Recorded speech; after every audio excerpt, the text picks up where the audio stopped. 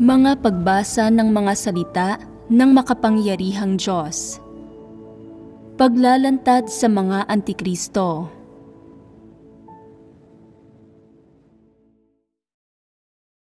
Ika-10 item. Kinamumuhian nila ang katotohanan, hayagang nilalabag ang mga prinsipyo, at binabaliwala ang mga pagsasaayos ng sambahayan ng Diyos. Ika-4 na bahagi. Ikalawa, kinamumuhian ang laman kung saan nagkatawang tao ang Diyos. Noong huling pagtitipon, nagbahaginan tayo tungkol sa ikalawang maliit na paksa ng ika-10 pagpapamalas ng mga Antikristo na kinamumuhian ang laman kung saan nagkatawang tao ang Diyos. Saan ba tayo natapos sa ating pagbabahaginan?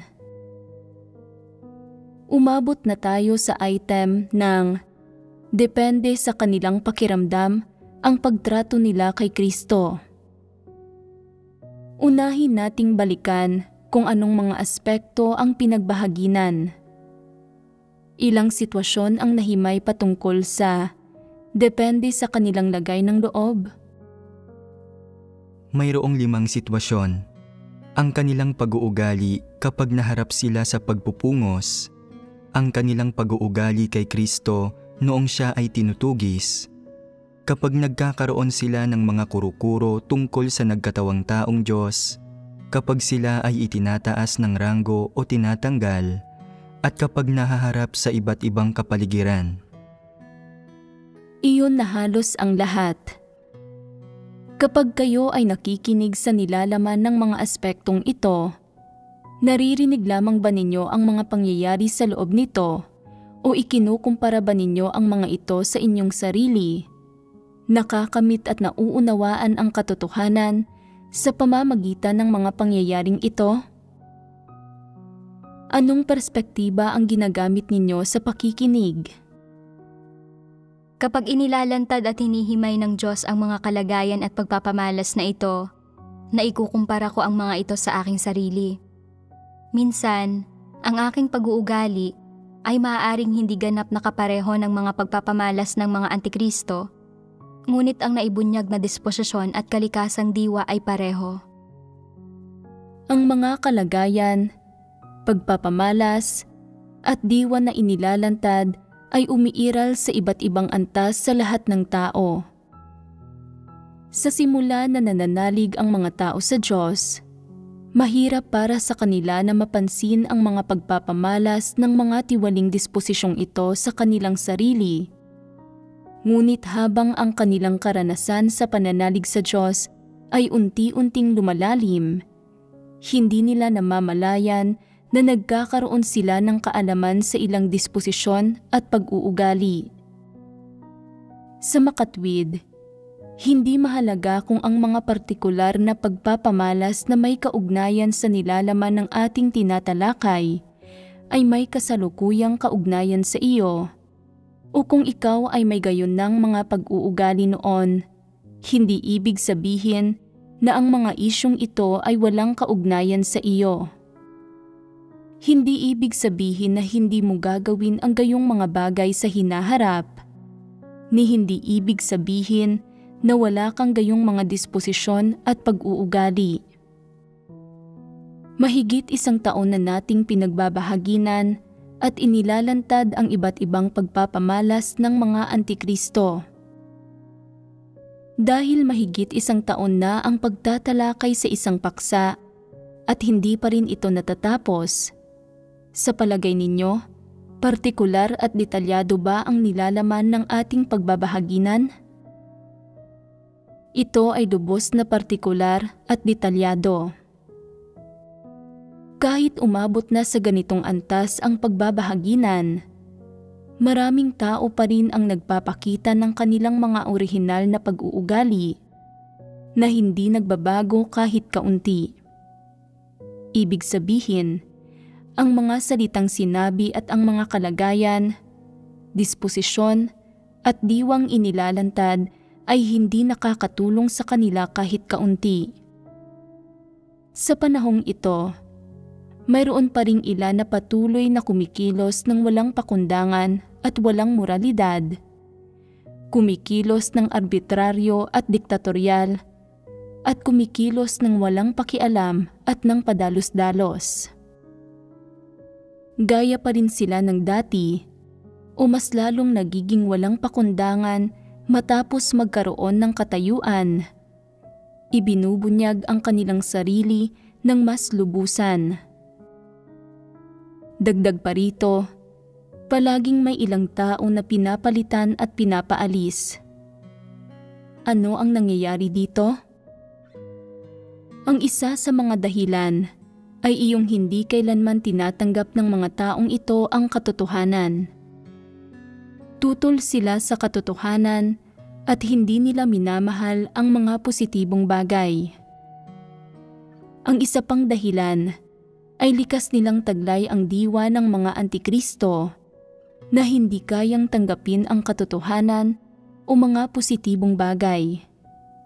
Kaya, kahit na nagbahagi at naglantad ako ng tungkol sa iba't ibang diwa at pagpapamalas ng mga antikristo ng napakapartikular, ang mga antikristo at masamang taong ito ay kumikilos pa rin ng walang pakundangan at walang takot na ginagawa ang anumang nais nila. Hindi ba't ito ay tinutukoy ng kanilang diwa? Talagang imposibleng baguhin ng mga taong ito ang kanilang kalikasan.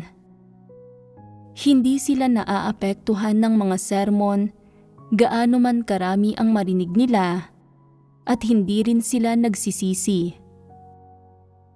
Batay sa kanilang pang-araw-araw na buhay, ang kanilang saloobin sa pagtupad ng kanilang mga tungkulin at ang paraan ng kanilang paggawa sa mga ito, hindi talaga nila tinatanggap ang katotohanan at ang kanilang disposisyon ay hindi nagbago kahit kaunti. Ang mga salitang ito ay parang pangangaral sa mga bingi, ganap na walang epekto. Ang mga salitang ito ay hindi nakakaapekto sa mga antikristo, ngunit nagkaroon ba ang mga ito ng partikular na epekto sa inyo dahilan para magpigil kayo?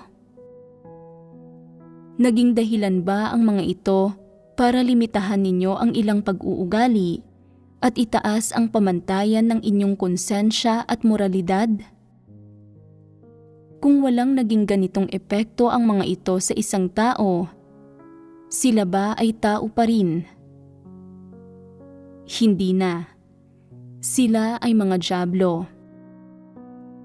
Siyempre, pagkatapos marinig ang mga salitang ito, karamihan sa mga tao ay nagkaroon na ng kaunting pagkilati sa iba't ibang disposisyong diwa ng mga antikristo at nagkaroon na ng pagkamuhi sa mga disposisyon ng mga antikristo mula sa kanilang kaibuturan, habang nagkakamit din ng kaunting pagkaunawa at kaalaman sa kanilang sariling mga tiwaling disposisyong diwa. Ito ay isang magandang tanda, isang mabuting bagay. Ngunit mayroon bang mga tao na lalong nagiging negatibo habang mas nakikinig sila? Pagkarinig nila sa mga salitang ito, iniisip nila, wala na. Sa tuwing inilalantad ang mga pagpapamalas, kalagayan at disposisyon ng mga antikristo, ganap na tumutugma ang mga ito sa akin. Walang pagkakataon na hindi nauugnay ang mga ito sa akin. Kailan ko kaya ganap na maihihiwalay ang sarili ko mula sa disposisyon ng mga antikristo? Kailan ko kaya maipapakita ang ilang pagpapamalas ng mga tao ng Diyos, ng mga minamahal na anak ng Diyos? Habang mas nakikinig sila, lalo silang nagiging negatibo, lalo nilang nararamdaman na wala silang landas na susundan. Normal ba ang reaksyong ito? Nakakaramdam ba kayo ng pagka-negatibo?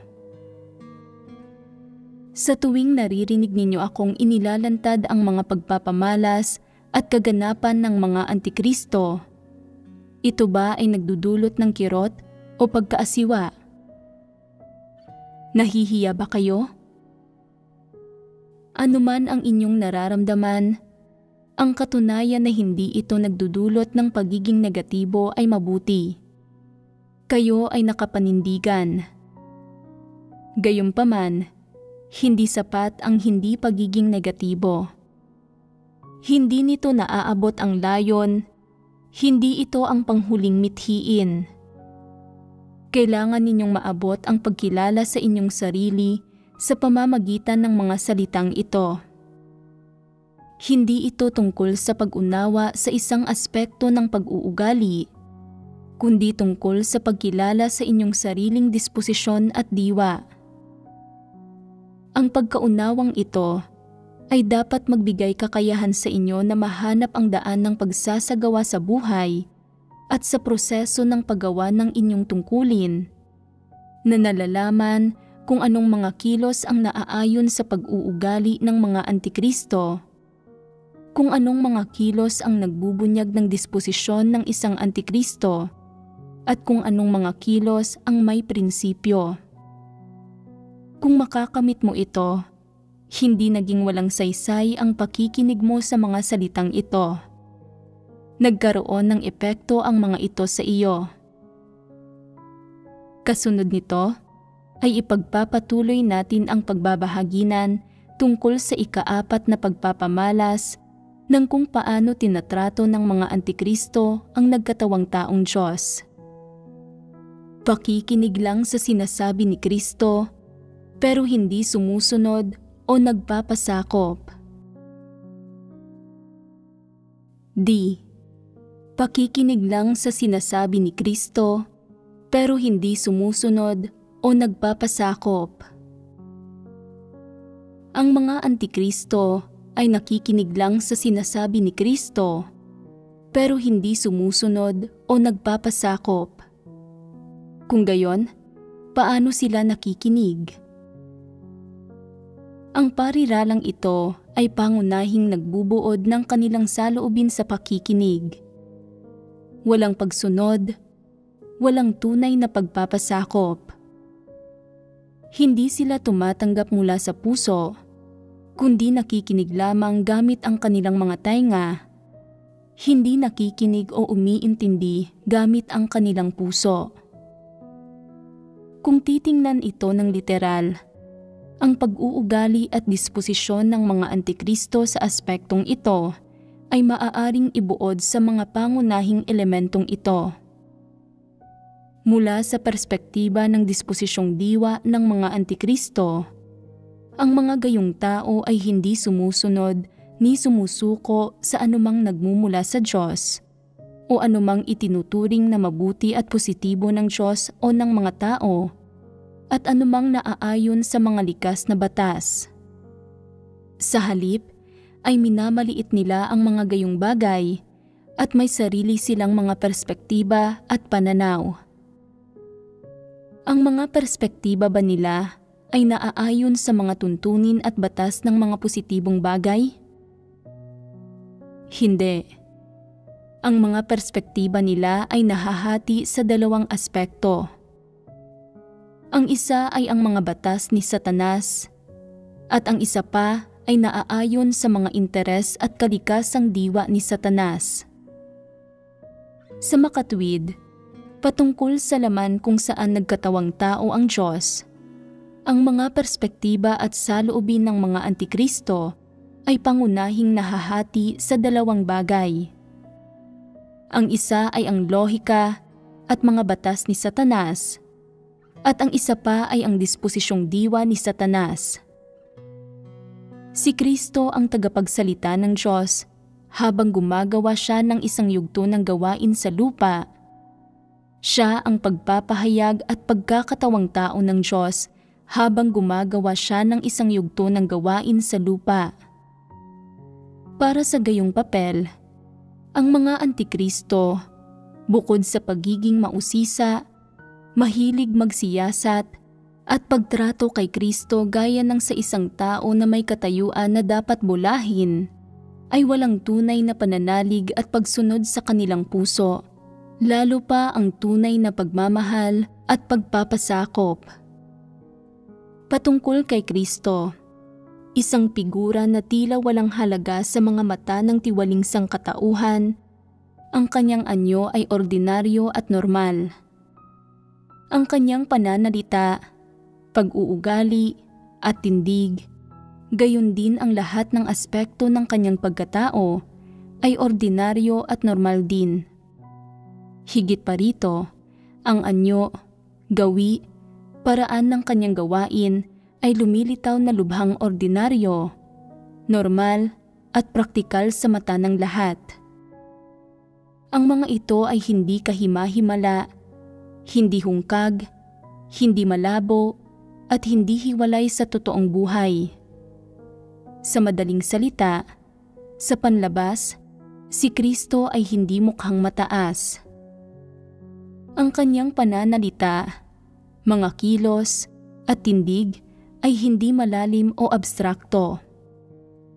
Kung oobserbahan gamit ang mga mata ng tao, walang mga hiwaga ang makikita, ni kahit na ano ang maaarok. Siya ay napaka-praktikal, napaka-normal. Bago natin talakayin ang diwa at kalikasan ng lahat ng gawaing isinagawa ng Diyos na nagkatawang tao, isaalang-alang natin ang lahat ng nakikitang panlabas na bagay tungkol sa papel ng Diyos na nagkatawang tao.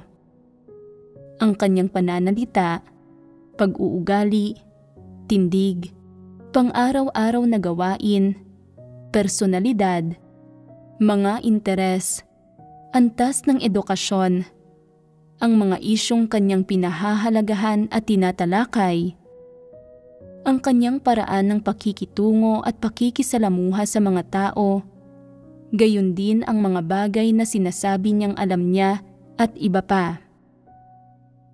Sa pananaw ng tao, ang lahat ng ito ay hindi kahima-himala, mataas o hungkag, kundi lalong praktikal. Ang lahat ng aspektong ito ay isang pagsubok para sa lahat ng taong sumusunod kay Kristo. Ngunit para sa mga tunay na nananalig sa Diyos, na may konsensya at katwiran, kapag naunawaan na nila ang ilang katotohanan, ibinubuod nila ang lahat ng normal at praktikal na pagpapamalas ni Kristo sa panlabas sa kategorya ng Diyos na nagkatawang tao upang makaunawa, makaarok at makapagpasakop. Gayunpaman, ang mga antikristo lamang ang hindi gumagawa nito. Hindi nila ito magawa. Sa kaibuturan ng kanilang puso, ang gayong isang labis na ordinaryong figura na tulad ni Kristo ay tila may kakulangan para sa kanila. Ano mismo ang kulang? Sa kaibuturan nila, madalas na nararamdaman ng mga antikristo na ang gayong ordinaryong tao ay tila hindi Diyos. Madalas din nilang iginigiit na ang gayong ordinaryong tao ay dapat na magsalita, kumilos, at umasal sa isang paraan na, para sa kanila, ay akma sa tunay na Diyos, sa Kristo na nasa imahinasyon nila. Sa makatuwid, kung titingnan ang kaibuturan ng puso ng mga antikristo, ayaw nilang tanggapin ang gayong ordinaryong tao bilang kanilang Panginoon, bilang kanilang Diyos. Kapag mas normal, praktikal at ordinaryo ang isang aspekto ni Kristo, ito ay mas lalong hinahamak, inaalipusta, at pinakikitunguhan pa nga ng may pagkamapanlaban ng mga antikristo. Sa gayon, patungkol sa anumang aspekto ng pag-uugali ni Kristo, kasama ang kanyang mga salita, sa kaibuturan ng mga antikristo ay hindi nila matanggap ang mga ito at lumalaban pa nga sila sa mga ito. Ano ang kabilang sa mga sinasabi ni Kristo? Minsan, tungkol ito sa paggawa ng mga pagsasaayos sa gawain.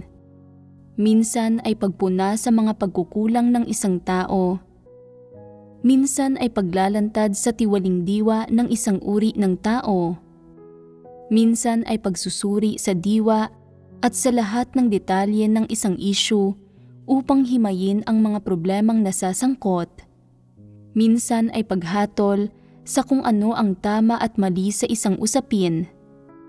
Minsan ay pagtukoy sa kahihinatnan ng isang uri ng tao. Minsan ay pagtataas ng ranggo ng ilang tao. Minsan ay pagtatanggal ng ilang tao. Minsan ay pagpupungo sa ilang tao. At minsan ay pag-alo at pagpayo sa ilang tao. Siyempre, bukod sa mga katotohanang nauugnay sa buhay disposisyon ng mga tao na binabanggit ni Kristo sa kanyang gawain, madalas din niyang tinatalakay ang lahat ng uri ng bagay, pati na ang ilang paksang nauugnay sa kaalaman ng tao at sa iba't ibang larangan ng propesyon. Si Kristo ay isang normal at praktikal na tao. Hindi siya namumuhay ng hiwalay sa iba. Mayroon siyang mga kaisipan at pananaw sa lahat ng bagay na may kinalaman sa pag-iral at buhay ng tao, at hinaharap niya ang mga bagay na ito ayon sa mga prinsipyo. Kung ang mga prinsipyong ito ay nauugnay sa mga paksa ng kaligtasan ng mga tao, sa buhay pagpasok ng mga tao, sa pagsamba sa Diyos, masasabi bang ang mga ito ay pawang ang katotohanan? Ang mga salita tungkol sa kaalaman ng tao, pilosopiya, at ilang propesyonal na usapin na sinasabi ni Kristo ay hindi direktang matatawag na katotohanan, ngunit naiiba ang pananaw, saloobin, at prinsipyo ng mga ito mula sa nalalaman ng mga tao sa mga paksang ito. Halimbawa, ang mga tao ay maaaring magkaroon ng isang magalang na saloobin para sa isang bahagi ng kaalaman. Namumuhay sila ayon dito, samantalang si Kristo ay kayang himayin at kilatisin ang lahat ng uri ng kaalaman at tratuhin ang mga ito ng tama. Halimbawa, ang inyong kahusayan sa isang partikular na propesyon at ang inyong kadalubhasaan sa kaugnay na kaalaman. Ano ang makakamit ninyo kung gagamitin ninyo ang kaalamang ito? Paano ninyo ginagamit ang kaalamang ito sa proseso ng paggawa ng inyong tungkulin? Mayroon bang nasasangkot na mga katotohanang prinsipyo? Kung hindi mo nauunawaan ang katotohanan, ibig sabihin ay walang mga prinsipyo at umaasa ka lamang sa kaalaman sa paggawa mo ng iyong tungkulin. Bagamat maaaring hindi ako eksperto sa propesyon na iyon o wala akong malalim na pagkaunawa sa kaalamang iyon, ang pagkaarok lamang sa pangkalahatang ideya at pagkaalam sa ilang fundamental na kaalaman, alam ko kung paano gamitin ang kaalamang ito sa isang paraan at nang may mga prinsipyo na nagbibigay kakayahan dito na maglingkod ng epektibo sa gawain ng Diyos. Ito ang pagkakaiba. Dahil hindi tinatanggap ng mga antikristo ang katotohanan, hindi nila kailanman matatanto ang puntong ito at hindi nila kailanman mauunawaan kung ano ang tunay na diwa ni Kristo. Taglay ni Kristo ang diwa ng Diyos. Saan eksaktong ipinapakita at ipinapamalas ang pahayag na ito? Paano ito dapat tratuhin ng mga tao at ano ang mga benepisyo at pakinabang na natatanggap ng mga tao mula rito? Hindi kailanman makikita ng mga antikristo ang aspektong ito. Bakit ganoon? Mayroong isang napakahalagang dahilan. Paano man tingnan ng mga antikristo ang laman kung saan nagkatawang tao ang Diyos, nakikita lamang nila ang isang tao. Nagsusukat sila mula sa perspektiba ng tao gamit ang kaalaman, karanasan, katalinuhan, pagpapakana at panlalansi ng tao upang tumingin. Ngunit paano man sila tumingin, hindi sila makakita ng anumang espesyal sa taong ito, ni hindi nila matukoy na siya ay may diwa ng Diyos. Sabihin ninyo sa akin, makikita ba nila ito gamit ang kanilang mga mata lamang?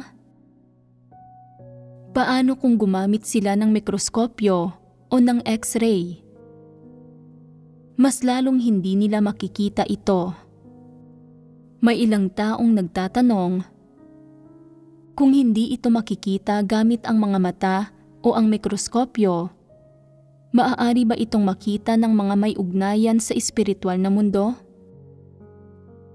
Ang mga may ugnayan sa espiritual na mundo ay maaaring makita ang loob ng mundong iyon at ang mga espiritu. Kaya bakit hindi nila makilatis ang Diyos na nagkatawang tao? Sa tingin ninyo, kaya bang makita ni Satanas ang Diyos sa espiritual na mundo? Tulad ng Diyos, umiiral si Satanas sa espiritual na mundo, ngunit kinikilala ba nito ang Diyos bilang Diyos? Sumusunod o nananalig ba ito sa Diyos? Kayang makita ni Satanas ang Diyos araw-araw, ngunit hindi ito nananalig ni sumusunod sa Kanya. Kaya, kahit na kayang makita ng mga may ugnayan sa espiritual na mundo ang espiritu ng Diyos, kikilalanin ba nila ang espiritu na ito bilang Diyos? Hindi. Nalutas ba ng paliwanag na ito ang ugat ng issue? Ano ang ugat dito? Sa kaibuturan, hindi kinikilala ng mga antikristo ang Diyos. Ang kanilang mga ninuno, ang kanilang mga ugat, ay hindi kinilala ang Diyos. Kahit na nasa harapan na nila ang Diyos, hindi nila kinikilala o sinasamba ang Diyos. Kung gayon, paano nila sasambahin ang Diyos na nagkatawang tao na mukhang napaka-ordinaryo at walang halaga? Talagang hindi nila magagawa ito. Sa makatuwid, anuman ang pamamaraan na ginagamit ng mga antikristo upang makakita, walang silbi ito. Mula noong simula ng Diyos ang kanyang gawain hanggang sa ngayon, nagsalita na ang Diyos ng napakaraming salita at gumawa na ng napakadakilang gawain. Hindi ba't ito ang pinakamalaking tanda at hiwaga sa mundo ng tao? Kung magagawa itong kilalanin ng mga antikristo, nanalig na sana sila noon pa. Hindi na sana sila naghintay hanggang ngayon. May ilang tao bang nag-iisip, hindi pa sapat ang nakikita ng mga antikristo sa mga aktwal na gawa ng Diyos, kaya hindi pa sila kumbinsido. Kung magpapakita ang Diyos ng ilang tanda at hiwaga, kung ipapakita niya sa kanila kung ano talaga ang espiritual na mundo, at kung makikita nila ang tunay na persona ng Diyos at na ang lahat ng kanyang mga salita ay natupad, kung magkagayon, ay kikilalanin at susundan nila ang Diyos. Ganoon ba iyon? Sa espiritual na mundo, maraming taon nang nakikipagtalo ang mga antikristo sa Diyos nang hindi nakukumbinsi. Kaya bigla na lang ba silang magpapasakop sa loob lamang ng ilang taon? Imposible iyon. Ang kanilang kalikasang diwa ay hindi nababago. Ang Diyos na nagkatawang tao ay gumawa ng napakaraming gawain at nagsalita ng napakaraming salita, ngunit wala ni isa sa mga ito ang makalulupig sa kanila, ni hindi nila makilala ang pagkakakilanlan at diwa ng Diyos. Ito ang kanilang likas na kalikasan. Ano ang ipinapahiwatig ng kalikasang ito? Nangangahulugan ito na ang mga tulad ng mga antikristo ay makikipagdigma sa Diyos, sa katotohanan at sa mga positibong bagay magpakailanman, makikipaglaban hanggang sa huling sandali, hindi titigil hanggang sa kamatayan. Hindi ba't sila ang nararapat na maging pakay ng pagkawasak? Ano ang ibig sabihin ng hindi titigil hanggang sa kamatayan? Ibig sabihin, mas gugustuhin nilang mamatay kaysa kilalanin ang mga salita ng Diyos bilang ang katotohanan. Mas gugustuhin nilang mamatay kaysa magpasakop sa Diyos. Ito ay karapat-dapat sa kamatayan. Ang mga antikristo, pagdating kay Kristo, sa ordinaryong taong ito, ay hindi lamang sinisiyasat ang panlabas ni Kristo, kundi pati na rin ang loob niya. Kaya, kapag nagsasalita at kumikilos si Kristo, nagpapakita ang mga antikristo ng iba't ibang pag-uugali.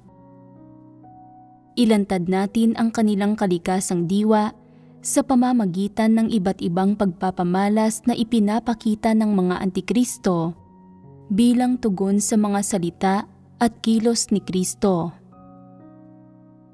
Halimbawa, kapag nagbabahagi si Kristo sa mga tao tungkol sa gawain at sa mga katotohanang prinsipyo, binabanggit niya ang ilang partikular na pagsasagawa.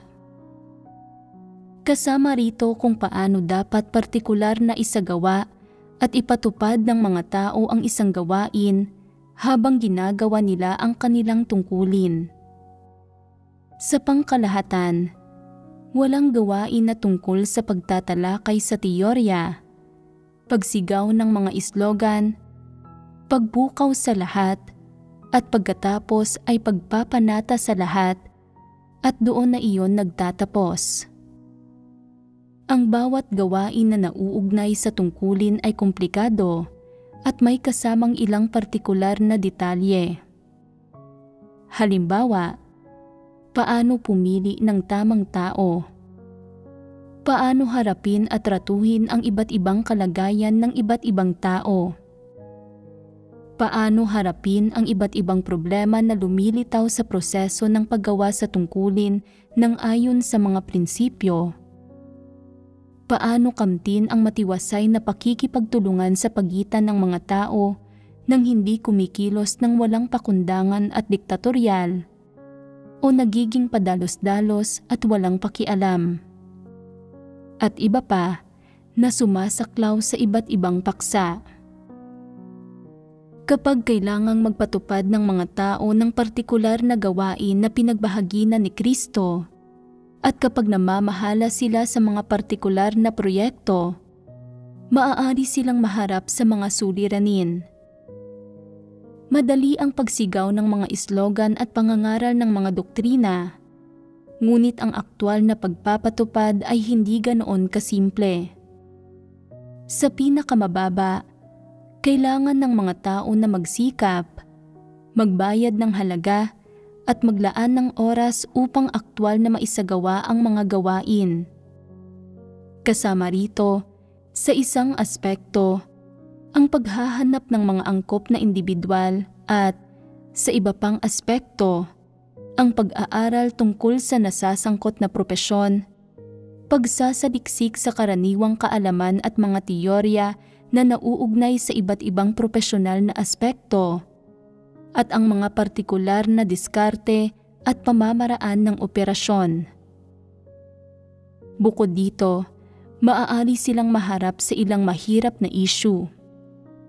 Sa pangkalahatan, ang mga normal na tao ay nakakaramdam ng kaunting panghihina ng loob kapag naririnig ang tungkol sa mga suliraning ito. Nakadarama sila ng pressure. Ngunit ang mga tapat at mapagpasakop sa Diyos, kapag nahaharap sa mga suliranin at nakadarama ng pressure, ay tahimik na nananalangin sa kanilang puso, humihiling ng paggabay sa Diyos upang madagdagan ang kanilang pananalig, para sa kaliwanagan at tulong, at humihiling din ng proteksyon mula sa paggawa ng mga pagkakamali para matupad nila ang kanilang katapatan at makapagsikap sila ng husto upang magkaroon ng malinis na konsensya.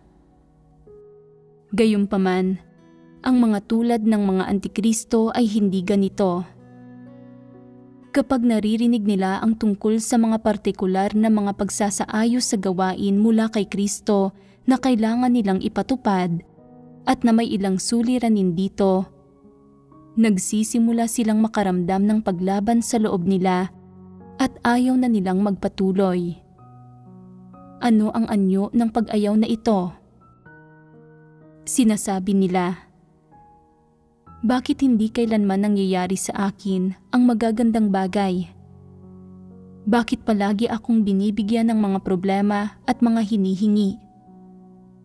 Ako ba ay itinuturing na walang ginagawa o isang aliping dapat utus-utusan? Hindi ako madaling manipulahin. Sinasabi mo ito ng napakadali. Bakit hindi mo mismo ito subukang gawin? Ito ba ay pagpapasakop?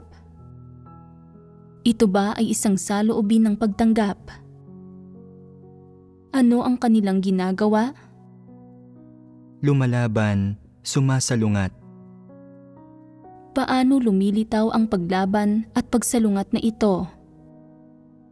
Halimbawa, kung sasabihan silang, bumili ka ng ilang kilo ng karne at magluto ng adobo para sa lahat. Tututulan ba nila ito? Ngunit kung sasabihin sa kanila, ngayon, bungkalin mo ang lupang iyon at habang nagbubungkal ka, kailangan mong tapusin ang pag-aalis ng mga bato bago ka kumain. Aayaw na sila. Kapag may kasama ng pisikal na hirap, suliranin o pressure, lumilitaw ang kanilang pagkayamot at ayaw na nilang magpatuloy. Nagsisimula silang lumaban at magreklamo. Bakit hindi nangyayari sa akin ang magagandang bagay? Kapag oras na para sa mga madaling gawain, bakit hindi ako napapansin?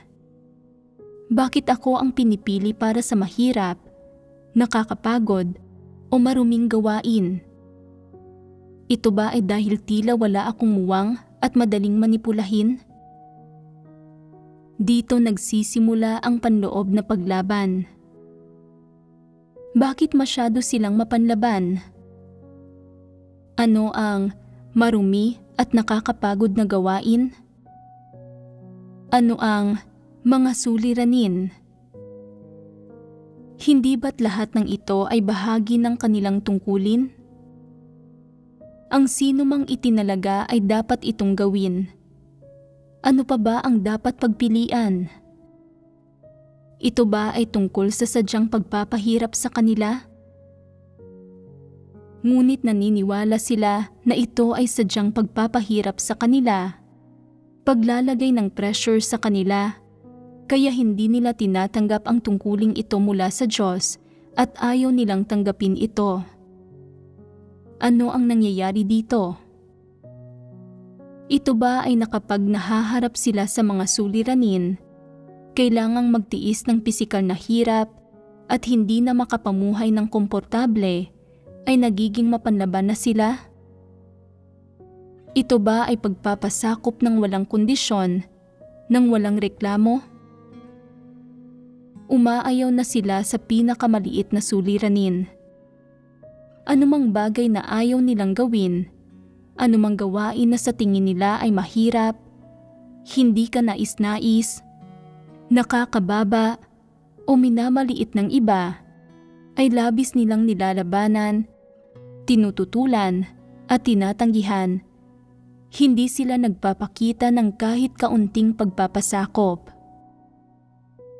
Ang unang reaksyon ng mga antikristo kapag nahaharap sa mga salita, mga utos ni Kristo o sa mga prinsipyong kanyang ibinabahagi, sa sandaling magdulot ito ng suliranin sa kanila o o kinakailangan nilang magdusa o magbayad ng halaga ay paglaban at pagtanggi. Nakadarama sila ng pagkasuklam sa kanilang puso. Gayunpaman, pagdating sa mga bagay na nais nilang gawin o na may pakinabang sa kanila, iba ang kanilang saloobin. Ang mga antikristo ay nagnanais na mamuhay ng komportable at na mamukod-tangi. Ngunit sila ba ay masaya at nagagalak na tumatanggap kapag nahaharap sila sa pagdurusa ng laman, sa pangangailangang magbayad ng halaga, o kahit sa panganib na mapasama ang loob ng iba? Kaya ba nilang makamit ang ganap na pagpapasakop sa oras na iyon? Hinding-hindi. Ang kanilang saloobin ay ganap na pagsuway at pagtutol. Kapag ang mga tulad ng mga antikristo ay nahaharap sa mga bagay na ayaw nilang gawin, sa mga bagay na hindi tugma sa kanilang mga kagustuhan, panlasa, o sariling interes, ang kanilang saloobin sa mga salita ni Kristo ay nagiging ganap na pagtanggi at paglaban nang walang bahid ng pagpapasakop. May ilang tao na habang nakikinig sa pagsasalita ni Kristo ay nagsisimulang mag-isip. Bakit sinasabi ito ni Kristo? Paano niya nagagawang tingnan ang bagay na ito nang may ganitong pananaw? Paano niya nagagawang magkaroon ng gayong opinyon? Paano niya ito nagagawang bigyang kahulugan sa ganitong paraan? Ito ba ay katotohanan din? Ang mga ito ba ay mga salita rin ng Diyos? Sa palagay ko ay hindi. Ang paraan ng pagsasalita ng Diyos sa Biblia ay iba ang pagkakatala. May partikular itong uri ng pagkamakatwiran nang hindi na tinatalakay ang mga detalye at maliliit na bagay. Bakit ganito magsalita si Kristo? Palagi itong tungkol sa mga detalye at paghihimay sa mga detalye. Kaya ba talagang magsalita ng Diyos ng ganito? Wala silang mga kuro-kuro tuwing binabasa nila ang mga salita ng Diyos at ang iniisip nila ay, ito ay ang mga salita ng Diyos. Dapat akong umasa sa mga ito upang makamtan ko ang buhay, kaligtasan at mga pagpapala. Gayunpaman, kapag aktwal na silang nakikipag-ugnayan kay Kristo, bumubuo sila ng mga opinyon tungkol sa kanyang mga pananaw, komento at saloobin sa ilang bagay, pati na rin ang kanyang mga paraan ng pangangasiwa sa ilang tao at ang mga opinyon na ito na maituturing na mga kuro-kuro ng tao. Kapag ang mga antikristo ay nagkakaroon ng mga kuro-kuro sa kanilang puso, magdadasal ba sila sa Diyos upang pungusan ang kanilang mga kuro-kuro? Hinding-hindi. Patuloy nilang sinusukat ang mga salita ni Kristo ayon sa kanilang sariling mga kuro-kuro nang walang bahid ng pusong nagpapasakop. Kaya, kapag nagkakaroon sila ng mga kuro-kuro tungkol kay Kristo, nagsisimula silang makaramdam ng paglaban sa loob at unti-unti silang nagiging antagonistiko kay Kristo. Kapag lumitaw ang gayong antagonismo, balak pa rin bang magpasakop ng mga antikristo? Balak pa rin ba nilang tumanggap? Sa kanilang puso, nagsisimula silang lumaban, iniisip nila, ngayon ay may panghahawakan na ako laban sa iyo. Hindi ba't ikaw di umano ang Diyos? Hindi ba't ang lahat ng iyong salita ay ang katotohanan? Lumalabas na ikaw rin ay nangangatwiran ng lohikal kapag ikaw ay gumagawa ng mga bagay, at ikaw ay humahatol sa mga bagay batay sa nakikita ng iyong mga mata. Ang iyong mga kilos ay hindi umaayon sa diwa ng Diyos. Nagsisimula silang makaramdam ng pagsuway sa loob nila. Kapag lumilitaw ang pagsuway na ito ay nalalantad sa labas. Maaari nilang sabihin, "Tila tama ang iyong mga sinabi, ngunit kailangan kong tingnan ang mga salita ng Diyos upang makita kung ano ang sinasabi niya tungkol doon. Kailangan kong manalangin sa Diyos upang makita kung paano niya ako ginagabayan. Kailangan kong maghintay at maghanap upang makita kung paano ako ginagabayan at binibigyang liwanag ng Diyos. Tungkol sa iyong sinabi, hindi na ito sakop ng aking pagsasaalang-alang at hindi ito maaaring maging batayan ng aking mga kilos." Anong pagpapamalas ito? Pagtatatwa kay Kristo. Itinatatwa nila si Kristo, ngunit bakit binabasa pa rin nila ang salita ay nagpapakita sa katawang tao? Sa palagay ko ay, kinikilala lamang nila ang malabong Diyos sa langit at tahasang itinatatwa si Kristo na nasa lupa. Ang mga antikristo ay palaging namumuhay sa loob ng mga hungkag na salita at doktrina. Dinadakila ang isang mataas, hindi nakikitang Diyos.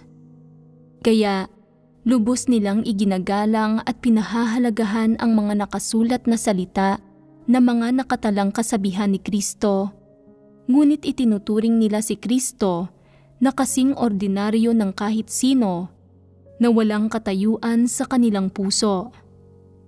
Hindi ba't may kontradiksyon dito? Kapag nagkikimkim sila ng mga kuro-kuro tungkol kay Kristo, sinasabi nila, "Kailangan kong manalangin at maghanap upang makita kung ano ang sinasabi ng mga salita ng Diyos." Kinikilala lamang ang mga salita ng Diyos ngunit hindi si Kristo. Sino sila? Gaano man kahalaga o kalalim ang kanilang mga kuro-kuro tungkol sa mga salita ni Kristo, kapag ang mga salitang iyon ay naimprenta na, nawawala ang kanilang mga kuro-kuro. Kapag ang mga salita ay naging teksto, sinasamba nila ang mga ito bilang Diyos. Hindi ba't ito ang parehong pagkakamali na ginawa ng mga Pariseyo at ng mga nasa relihiyosong grupo? Ang pagkabigong maunawaan ang katotohanan ay nagpapadali sa paglitaw ng mga pagpapamalas at kuro-kurong ito. Pagkatapos magkaroon ng mga kuro-kuro ang mga antikristo, ang kanilang puso ay hindi makapagpasakop. Walang pagpapasakop, kundi paglaban lamang. Sa anong mga sitwasyon nagkakaroon ng mga kuro-kuro ang mga ordinaryong tao? O anong uri ng mga tao ang madaling magkaroon ng mga kuro-kuro? Ang isang uri ay iyong mga hindi nakakaunawa sa mga salita ng Diyos, at ang isa pa ay iyong mga walang espiritual na pangunawa at hindi tumatanggap sa katotohanan. Madali silang magkaroon ng mga kuro-kuro. Kapag nagkaroon ng mga kuro-kuro, sa puso nila ay nagsisimula silang lumaban. Halimbawa, maaari kong sabihin sa mga tao na gawin ang isang bagay sa isang partikular na paraan batay sa kalagayan, kapaligiran, at mga pangangailangan ng tao sa oras na iyon. Kalaunan, paglipas ng panahon at sa pagbabago ng mga sitwasyon, maaaring magbago rin ang gawi at pamamaraan ng pangangasiwa sa bagay na iyon. Gayunpaman, ang pagbabagong ito ay nagbibigay ng pagkakataon sa mga antikristo na magkaroon ng mga kuro-kuro. Sinabi mo ito noon, idineklara mo ito bilang katotohanan, at sinabihan ang mga taong isagawa ito ng ganito. Sa wakas, ay naintindihan namin at nagawa namin itong isagawa at sundin. Iniisip namin na may pag-asa kaming mapagpala At ngayon, sinasabi mo na gawin namin ito sa ibang paraan. Ano ang ibig sabihin nito? Hindi ba't pinahihirapan mo kami? Hindi ba't tinatrato mo kami ng mas mababa sa tao? Ano ba talaga ang tamang paraan ng paggawa nito? Ang anumang pagbabago sa pamamaraan, diskarte o pahayag ay maaaring ikagalit ng ilang tao. Ang mga individual na ito ay iyong mga hindi talaga nakakaunawa sa katotohanan at hindi ito maarok. Sinusukat nila ang lahat ng ginagawa ng Diyos gamit ang mga lumang pananaw, lumang teorya, ilang moral na pamantayan ng tao, pamantayan ng konsensya, at maging ang ilang lohikal na pag-iisip at kaalaman ng tao. Kapag ang lahat ng ito ay sumasalungat sa sinabi ni Kristo, o kapag may mga pagkakaibang lumilitaw sa gitna, hindi nila alam kung paano ito pangangasiwaan. Kapag hindi sigurado kung paano magpapatuloy, ang mga normal na tao ay dapat na kayang kumalma at tumanggap muna, pagkatapos ay unti-unting hangarin na makaunawa. Gayunpaman, ang mga antikristo ay hindi ganito. Lumalaban muna sila at pagkatapos ay nagdarasal sila sa malabong Diyos na parang isinasagawa nila ang katotohanan at labis na minamahal ang Diyos. Ano ang layon ng kanilang panalangin? Ito ay upang makahanap ng sapat na ebidensya upang itatwa ang mga salita ni Kristo, upang kondenahin at punahin ang sinabi ni Kristo, upang makamit ang kapayapaan ng isip. Ganito nila nilulutas ang kanilang mga kuro-kuro. Malulutas ba nito ang kanilang mga kuro-kuro? Hindi. Bakit hindi? Dahil hindi nila tinatanggap ang katotohanan. Hindi nila hinahanap ang katotohanan mula sa mga salita ng Diyos, kundi sinusubukan nilang itatwa ang Diyos. Mismo, hindi nila nilulutas ang kanilang mga kuro-kuro nang may saloobin ng pagtanggap sa katotohanan o sa paraan na tumatanggap sa katotohanan. Ang kanilang mga kuro-kuro ay hindi na isasantabi, nananatili ang mga ito sa kanilang puso. Sa makatwid, ang gayong pamamaraan ay hindi kailanman makalulutas ng kanilang mga kuro-kuro, hindi kailanman magpapahintulot sa kanila na bitiwan ang kanilang mga kuro-kuro. Sa halip, sa paglipas ng panahon, ang mga kuro-kurong ito ay naiipon.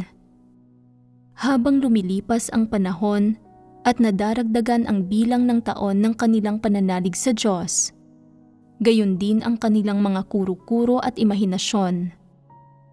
Dahil dito, ang kanilang saloobin kay Kristo sa ordinaryong taong ito ay hindi maiwasang lalong bumibigat dahil sa mga kuro-kuro. Kasabay nito, ang hadlang sa kanilang puso para kay Kristo at ang kanilang hinanakit sa Kanya ay tumitindi rin. Kung dala nila ang mga hadlang at kuro-kurong ito habang ginagawa ang kanilang mga tungkulin, dumadalo sa mga pagtitipon at kumakain at umiinom ng mga salita ng Diyos, ano ang maaari nilang makamit sa huli? Maliban sa pagtindi ng kanilang mga pagnanais na mapagpala araw-araw, wala silang nakakamit. Mayroon ba kayong anumang kuro-kuro tungkol kay Kristo? Ang mga hinihingi ng mga tao sa Diyos ang humuhubog sa kanilang mga kuro-kuro tungkol kay Kristo. Saan nagmumula ang mga hinihinging ito? Lumilitaw ang mga ito mula sa mga ambisyon, pagnanais, kuro-kuro at imahinasyon ng mga tao. Kaya, anong uri ng mga kuro-kuro ang nabubuo ng mga tao? Naniniwala sila na dapat sabihin ni Kristo ang ganito o ganyan, na dapat siyang magsalita at kumilos sa mga partikular na paraan. Halimbawa, kapag ang isang tao ay nakararamdam ng pagkanegatibo at kahinaan, maaari niyang isipin, hindi ba't ang Diyos ay pagmamahal? Ang Diyos ay tulad ng isang mapagmahal na ina, tulad ng isang mahabaging ama. Dapat pagaanin ng Diyos ang loob ng mga tao. Kalimutan na ang Diyos na nasa langit. Siya ay hindi maabot. Ngayong ang Diyos ay pumarito na sa lupa, mayroon ng ganitong madaling akses ang mga tao. Dahil ako ay nakararamdam ng pagkanegatibo, kailangan kong lumapit sa Diyos at ibulalas ang nasa aking puso. At habang ibinubulalas ang nasa kanilang puso, sila ay lumuluha, sinasabi ang tungkol sa kanilang mga suliranin, kahinaan at hayagang tinatalakay ang kanilang tiwaling disposisyon. Ano ba talaga ang hinahanap ng mga tao sa kanilang puso? Gusto nilang mapagaan ang loob nila. Gusto nilang makarinig ng mga kaaya-ayang salita. Gusto nilang magsalita ang Diyos ng mga salitang magpapagaan sa kanilang kalungkutan, magpapasaya sa kanila, magpapagaan ang loob nila, at magpapahinto sa kanilang pakiramdam ng pagkanegatibo. Hindi ba't ganoon iyon? Lalo na para sa isang partikular na uri ng tao, nagkikimkim sila ng ganitong imahinasyon. Para sa mga tao, ang kahinaan at pagkanegatibo ay sadyang ganoon lang. Ngunit para sa Diyos, maaaring guminhawa ng husto ang pakiramdam ng isang tao sa pamamagitan lamang ng isang pangungusap. Lahat ng problema at bighati sa kanilang puso ay agad na mawawala. Ang kahinaan at pagkanegatibo ay maglalaho na parang usok at maaari silang maging malakas sa harap ng anuman, hindi na magiging mahina o malulugmok sa pagkanegatibo. Maninindigan sila sa kanilang patotoo. Kung gayon, hayaang magsalita si Kristo. Sabihin ninyo sa akin, ano ang dapat kong sabihin kapag nahaharap sa gayong sitwasyon? Sa isang banda, kailangan kong alamin kung bakit nakakaramdam ng pagkanegatibo ang taong ito at kung anong tungkulin ang ginagawa niya. Sa kabilang banda, dapat kong ibahagi ang mga prinsipyo na dapat itaguyod ng isang tao sa proseso ng paggawa sa kanyang tungkulin. Hindi ba't ito ay malinaw na pagpapaliwanag? Para sa ilan na hangal at matigas ang ulo at hindi tumatanggap sa katotohanan, kinakailangang magsabi ng ilang salita na pangdisiplina upang mapukaw sila, upang hikayatin sila. Kasabay nito, kinakailangan ding ilantad ang kalikasang diwa ng ganitong uri ng tao upang maunawaan nila ang tungkol sa pagiging laging negatibo at bakit sila ay laging negatibo.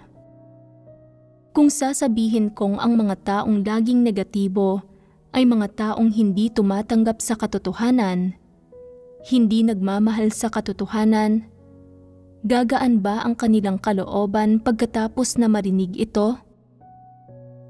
Ipagpalagay nating sinabi ko ito. Ang pagiging palaging negatibo ay normal.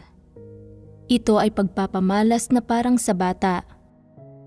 Ito ay parang isang bata na nagdadala ng mga pasanin ng isang taong nasa hustong gulang na, nagiging laging negatibo dahil sa bigat. Ikaw ay may maliit na tayog, bata at wala pang gaanong karanasan, kaya kailangan mong matuto ng paunti-unti. Bukod dito, ang iyong mga magulang ay may responsibilidad din. Hindi ka nila tinuruan ng maayos, kaya hindi mo ito kasalanan. Maaari nilang itanong, kaya ano itong tiwaling disposisyon ko? Ito ay hindi isang tiwaling disposisyon. Ito ay dahil lamang sa ikaw ay masyadong bata at nagmula sa isang pamilya na may magandang kapaligiran. Ikaw ay pinalaki sa layaw. Pagkalipas ng ilang taon, habang ikaw ay lumalaki, magiging mas maayos ito. Gagaan ba ang loob nila pagkatapos na marinig ito? Kung yayakapin ko pa sila ng mahigpit at nagpadala ako ng ilang positibong enerhiya, hindi ba't makakaramdam sila ng kasiyahan sa kanilang kalooban? Sa ganitong paraan, mararamdaman nila na naranasan nila ang pagmamahal at init ng Diyos. Ngunit sa pangkaraniwan ay hindi ganito kumilos si Kristo. Maaaring gawin niya ito para sa mas matatandang bata bilang isang uri ng pagpapagaan ng loob, ngunit para sa bawat taong nasa hustong gulang na hindi siya kikilos ng ganito. Iyon ay matatawag na panluloko sa isang hangal. Sa halip, magsasalita siya ng diretsahan, papakitaan kanya ng landas, lilinawin kung ano talaga ang nangyayari at hahayaan kang malayang pumili. Kung anong uri ka ng tao ang nagtatakda sa landas na iyong tatahakin. Kung titingnan ang diwa ng lahat ng ginagawa ni Kristo, hindi niya nililinlang o nilalaro ang mga tao, ngunit hindi nila ito matanggap. Hindi nila hinaharap ang mga katunayan, ngunit ito ang mismong diwa ni Kristo. Maaari lamang siyang kumilos ng ganito. Kung hindi ito matanggap ng mga tao, hindi ba't lumilikha ito ng salungatan sa pagitan ng mga tao at ng Diyos?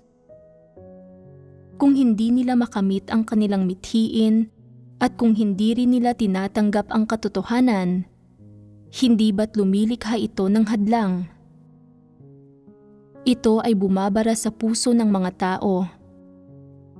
Orihinal na inisip ng mga tao na ang Diyos ay napakamapagmahal, banayad na parang isang ina o lola. Ngunit ngayon, dahil nakikita nilang hindi ganoon ang mga bagay-bagay at dahil hindi sila nakakaramdam ng kahit kaunting init, sila ay nadidismaya. Maaari bang matupad ang kanilang imahinasyon na isang pangungusap lamang mula kay Kristo ay maaari na akong maalis sa pagkanegatibo? Hanggat dumarating si Kristo upang lutasin ang aking mga problema, ginagarantiya kong makakaramdam ako agad ng init sa loob at hindi na ako magiging negatibong muli kailanman. Ang lahat ay magiging malinaw at isang landas ang magbubukas. Makatotohanan ba ang imahinasyong ito? Maaari bang makamit ang mithiing ito? Sa makatuwid, sa usaping ito, kung palaging umaasa ang mga tao sa kanilang mga kuro-kuro at imahinasyon, hindi ito gagana. Kailangan nilang hanapin ang katotohanan upang malutas ang issue.